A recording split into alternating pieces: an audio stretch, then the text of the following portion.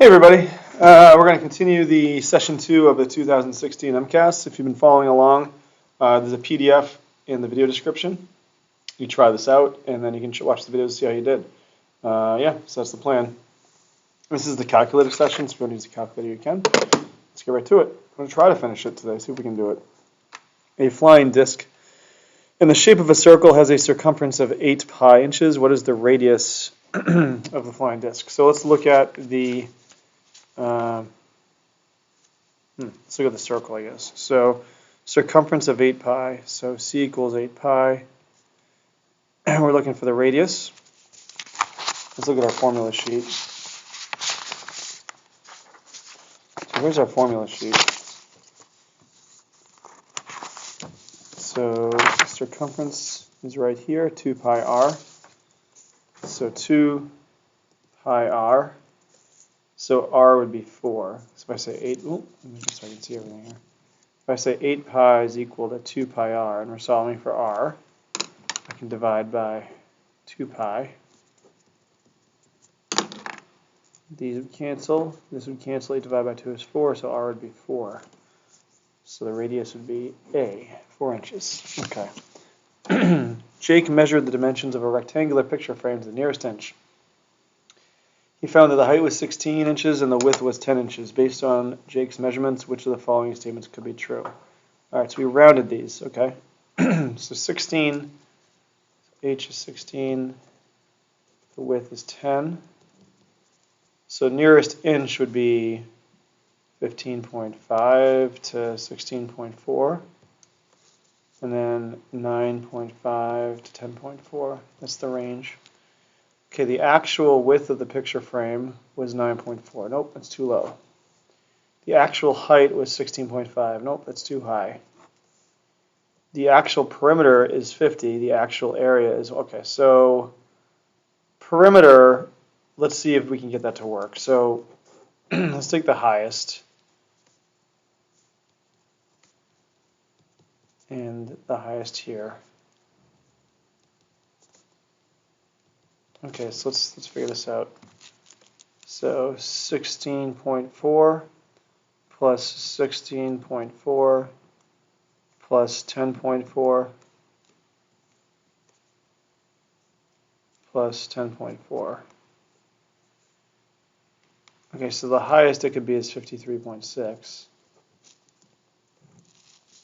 And then the lowest it could be, let's see, so we'll do 15.5 twice and this twice. So 15.5 plus 15, oh, I screwed that up, hold on. 15.5 plus 15.5 plus 9.5 plus 9.5 equals 50.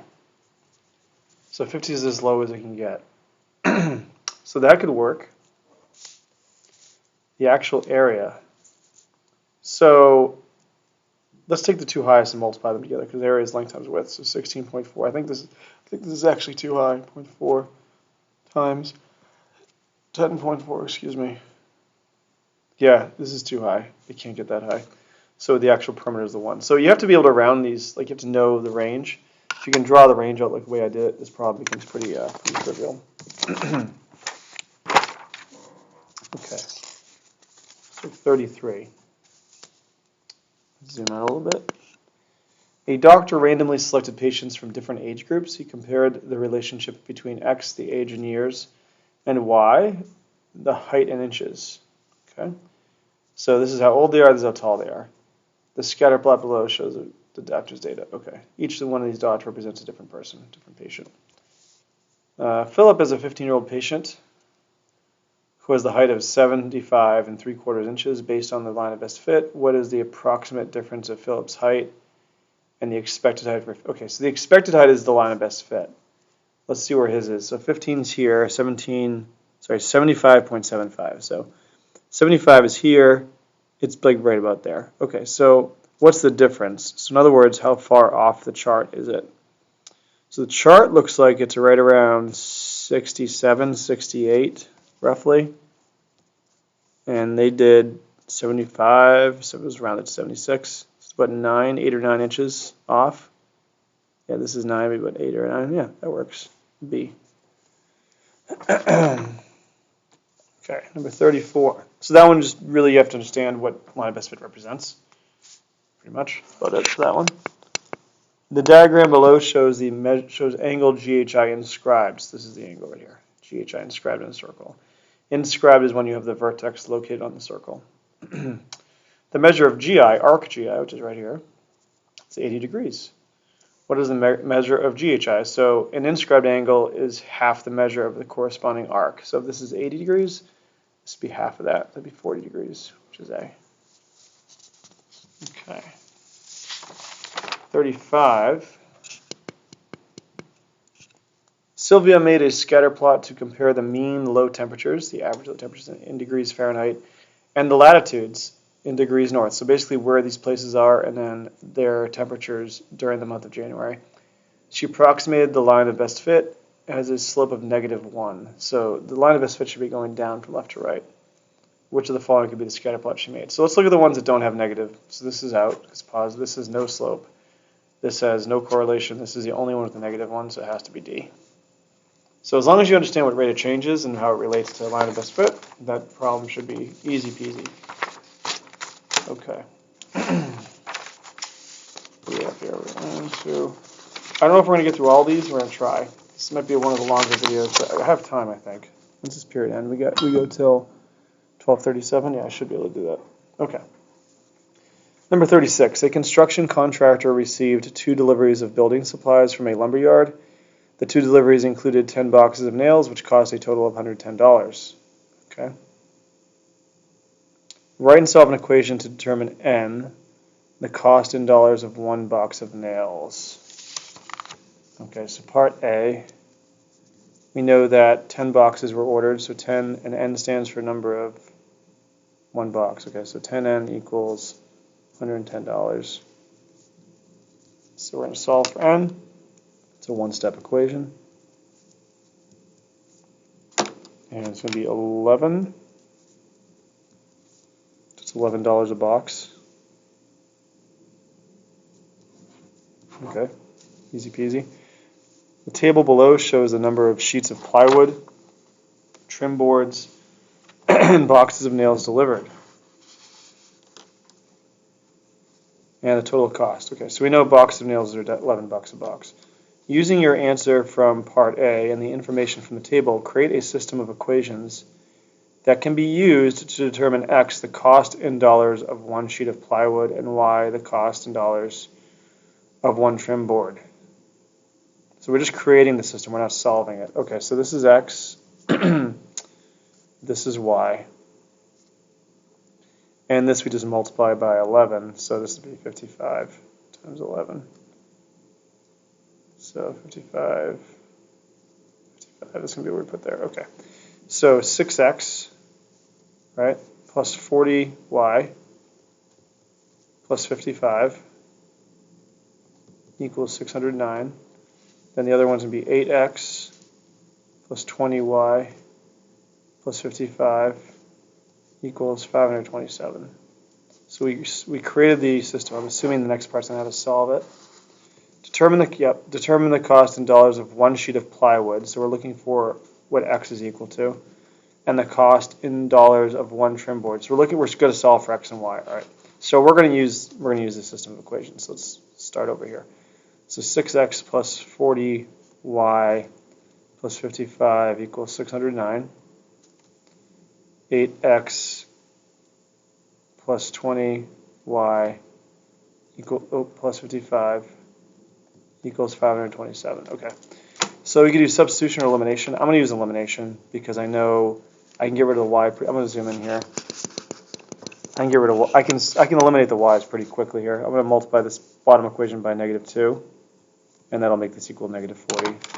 So we're going to write the whole thing down here. So we're going to go 6X.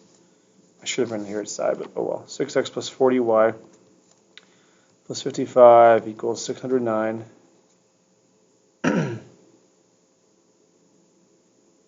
I should have just got rid of that first. Oh well. Negative 16X minus 40Y minus 110 goes equals, no, it's not 527.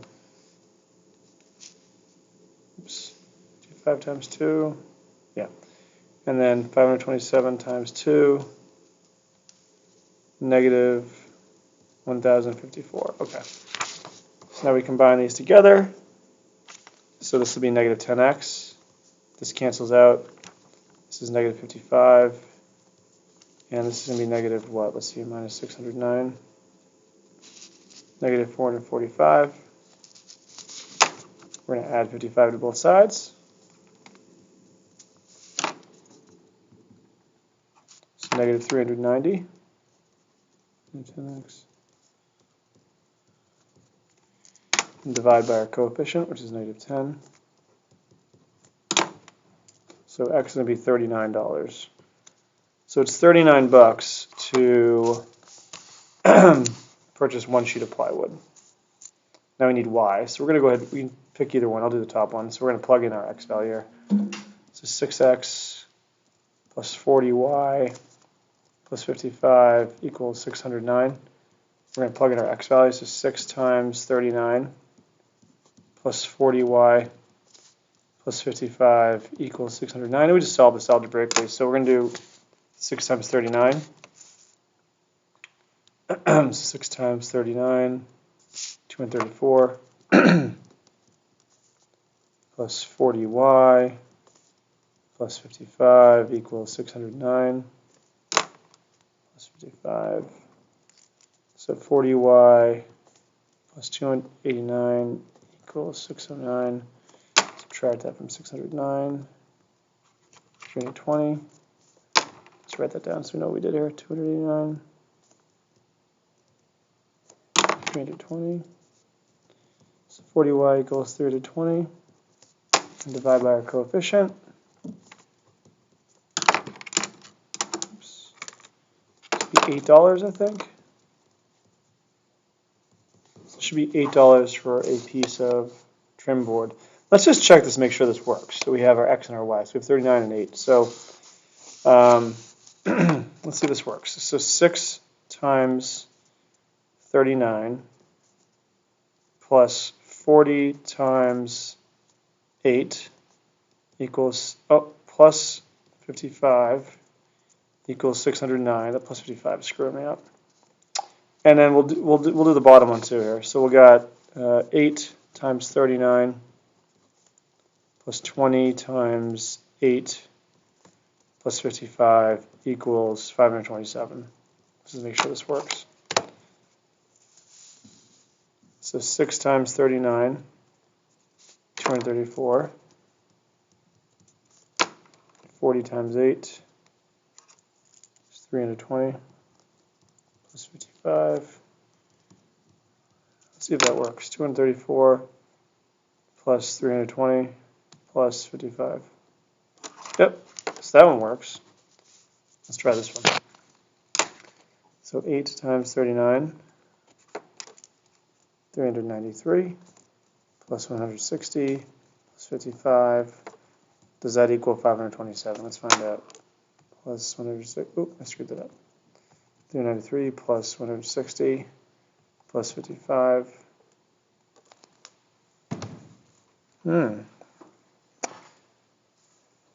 That didn't work.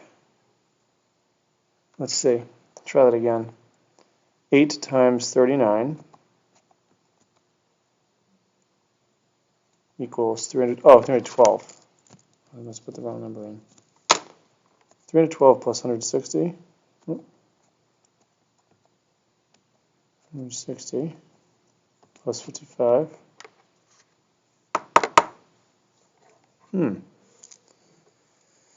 Something doesn't look right here. Let's see here. Did I screw up? I must have. Let's try this again. I'll try one more check, and then if it doesn't check out properly, then I'll just redo the whole thing here. 8 times 39 equals 312. 160. Yeah. 312 plus 160 plus 55.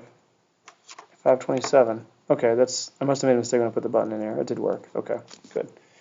That would have been frustrating to do the whole thing again.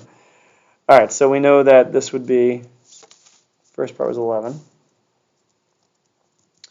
We had the equation here already. We found x to be $39 and y to be $8. Oh, I'm off screen, sorry. And then last part, there's the bell. The contractor has an additional $200 to spend. She tells her assistant to order at least 5 trim boards and as many sheets of plywood as possible with this money. What is the maximum number of sheets of plywood the assistant could order following the instructions? Okay, so let's find out how much is left after 5 trim boards. So trim boards are Y. So trim boards are $8. Do it right here. So 5 times 8 is going to be 40. So $40 was spent on trim boards. So 200 minus 40 was going to be 160. So there's $160 left.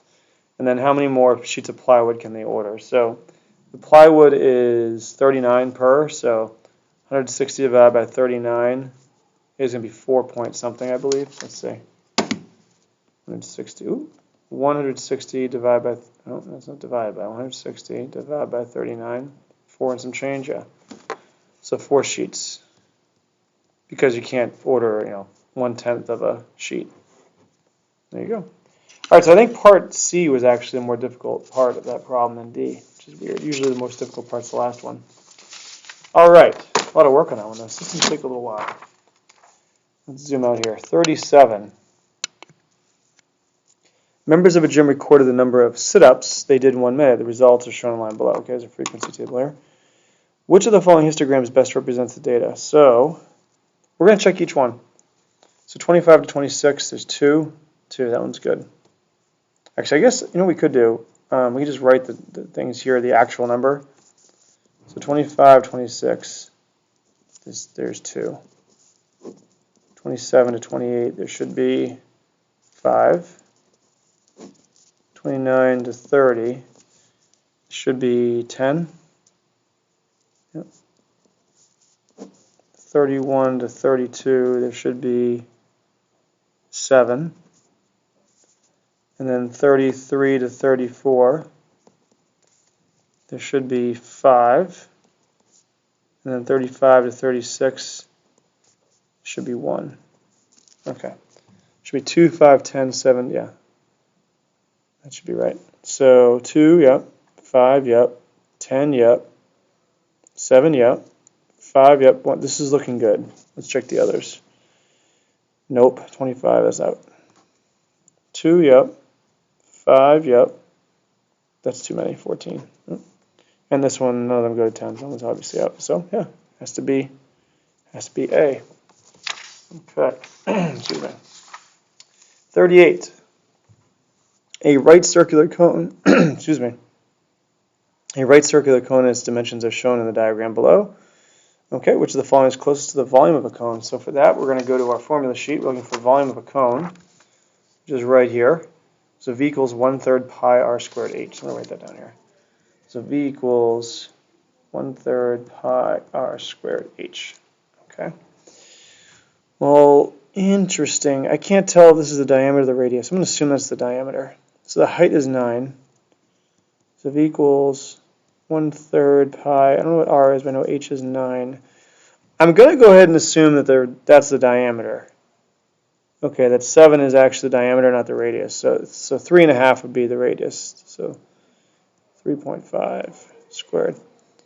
I think that's what it's supposed to be. It's kind of hard to tell the way it's drawn, but yeah. So let's do order of operations. We're going to do 3.5 squared. This guy I wrote it kind of small. 0.5 times itself, 3.5, 12 1/4. So 1/3. It looks like they rounded. Looks like they rounded this, so this is going to be 3, or estimated. So this is 3.14. So 12.25 times 9. All right, so let's just do this, I guess. So 3.14 divided by 3. Multiply by a third, then multiply that by 12.25, and then multiply that by 9. It's 115 and some change. Oh, I'm off screen. Sorry. 115. Okay. So B. For all positive values of x, what is the multiplicative inverse of the expression below? So multiplicative inverse is the number you can multiply this by to get positive 1. So it would be 1/2x. which is right here. Oh, it's off screen. Right there. It's the reciprocal of it, basically. That's what it is. So, number 40, a dog trainer will use 320 feet of fence to create a rectangular training field. The graph below displays the relationship between the length in feet of the training field and the area in square feet of the training field. So basically, yeah. All right, I want to get this away. What is the length of the rectangular training field that has the greatest area? So the greatest area would be the highest y value, highest functional value, which is right there. And the length of the training field is going to be 80 right here. Okay.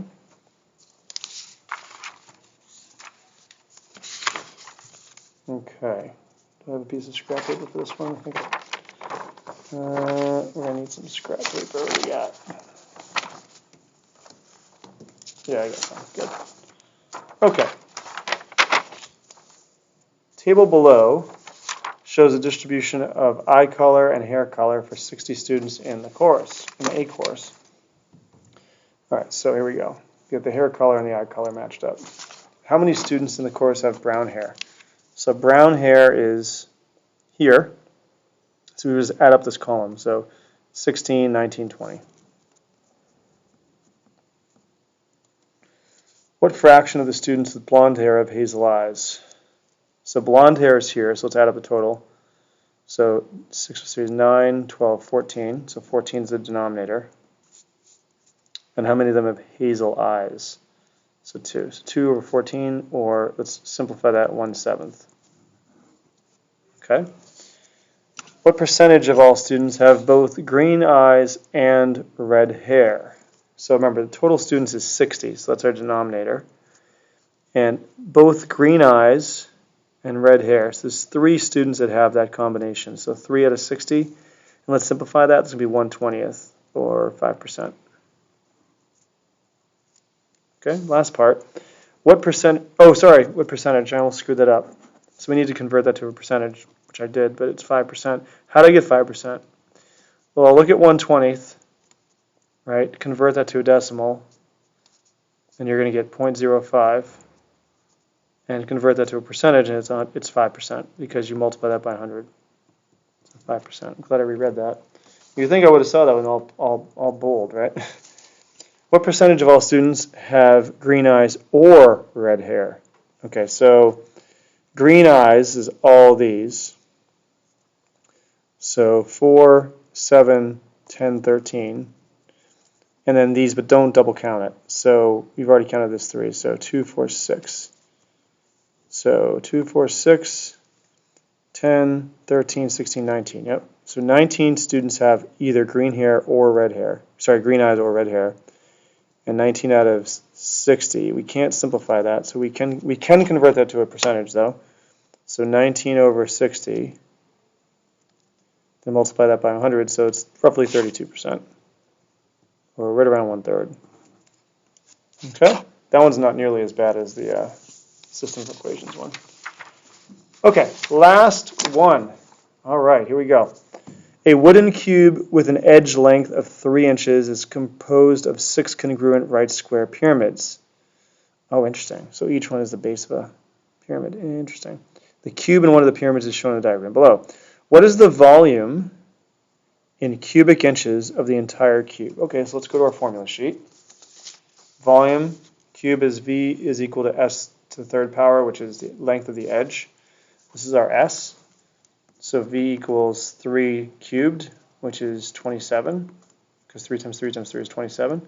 So 27 cubic inches. Okay. What is the volume in cubic inches of one of the 6 pyramids? Well, the 6 pyramids are congruent. So there's 6 of them in this cube, so we could just divide this by 6, and that'll tell us. So 27 over 6, which is what? 4.5? 4.5 cubic inches. Okay. What is the total surface area in square inches of the cube? So surface area. Well, we know each face is going to be 9 because it's 3 times 3 because it's a cube, right? So they have the formula here. Let's see. They do. So it's just 6 times s squared. I guess we'll just use that. It's easier. So 6 times s squared. So s is 3, so it'd be 6 times 9, which is 45 square inches. Okay. No, sorry, 54. What am I doing? What am I doing? 54 inches. Okay, square inches. What is the total surface area to the nearest inch of one of the 6 pyramids? Oh, let's see. Total surface area of pyramid. S squared plus 2SL. All right, so let's write that down. Surface area equals S squared plus 2SL. L being the slant height. Oh, phone's ringing. Hold on 1 second. Okay, so S squared is going to be 9 because that's 3 squared. So that's 9. 3 squared plus 2 S's times 3. Now L, how do we calculate L? I guess we could use the Pythagorean Theorem. Because let's go ahead and redraw this. So let's see. Pythagorean Theorem. Let's figure this out. So this is going to be 1.5. The height is 1.5. This is going to be 1.5. Because it's half of that. Yeah. It's an isosceles right triangle, which means it's a 45, 45, 90. Okay, so we can use that. So this is x is x radical 2. Sorry, yeah, x radical 2. This is 1.5 radical 2. I guess that's the quickest way. I think this is the quickest way to do it. I don't know. I think it is, but so bear with me, guys. 1.5 times radical 2. I think it's what it is. So yeah, you can see what I did here. I basically redrew the pyramid from the side, and the height would be 1.5 inches. The base would be 1.5 inches, and then using 45, 45, 90, this is 1.5 times radical 2. So yeah, we'll see if that works. I think it does. 1.5 radical 2. You're going to get a interesting answer here. 6 times 1.5. So 9 plus 9 radical 2 square inches. I think that's it. So yeah, that's it, guys. Let's go ahead and check our answers real quick. So 31 we got A. Yep. 32 we got C. Yep. 33 we got B. Yep. 34A. Yep. That's a good. 35D. That's not going to be in there because it's a short answer. 37 we got A. Yep. 38 is B. Yep. 39 is D. Yep. And then last one's B. Yep. All right, so guys, hopefully that was helpful. I'll continue making these, going through all the retro ones, and I will also be, as we get closer to the spring, I'll do one about last year's Mcas, obviously. So I want to save that one for last. All right, thanks for watching, guys.